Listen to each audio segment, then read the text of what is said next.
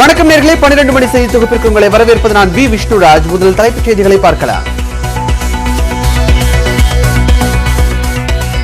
ஆவணங்கள் சரியாக உள்ள தற்காலிக செவிலியர்களுக்கு மட்டுமே பணி.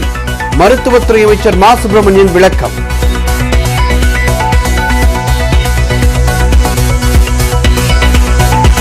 சென்னை அடையாற்றில் முதலமைச்சர் மு.க. ஸ்டாலின் நடைபயிற்சி. பூங்கா ஊழியர்கள் உள்ளிட்டோருக்கு கரும்பு உள்ளிட்ட பொங்கல் பரிசு வழங்கி வாழ்த்து.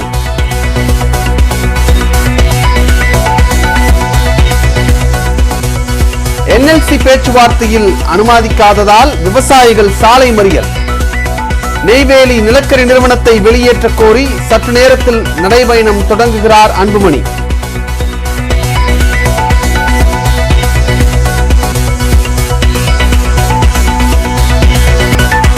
பீகாரில் சாதிவாரி மக்களை தொகை கணக்கெடுப்பு பணிகள் தொடக்கம். 2 கட்டங்களாக பணிகளை முடிக்க திட்டம்.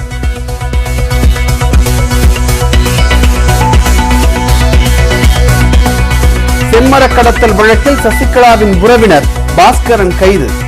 மத்திய வருவாய் புலனாய்வு பிரிவு போலீசார் நடவடிக்கை.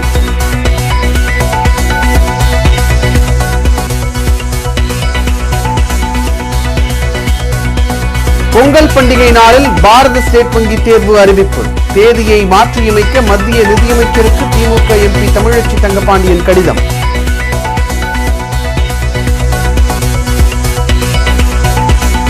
கன்னியாகுமரியில் விவேகானந்தர் நினைவு மண்டபத்திற்கு படகு போக்குவரத்து நிறுத்தம். கடலில் காற்று வேகம் அதிகமாக இருப்பதால் நடவடிக்கை.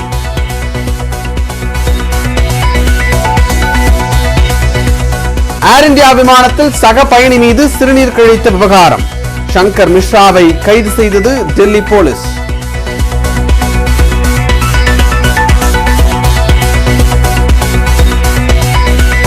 தங்கத்தின் விலை 248 ரூபாய் அதிகரிப்பு. சவரன் 41,768 ரூபாய்க்கு விற்பனை.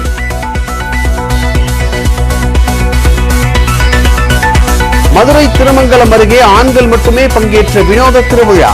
10,000 பேருக்கு கறி விருந்து.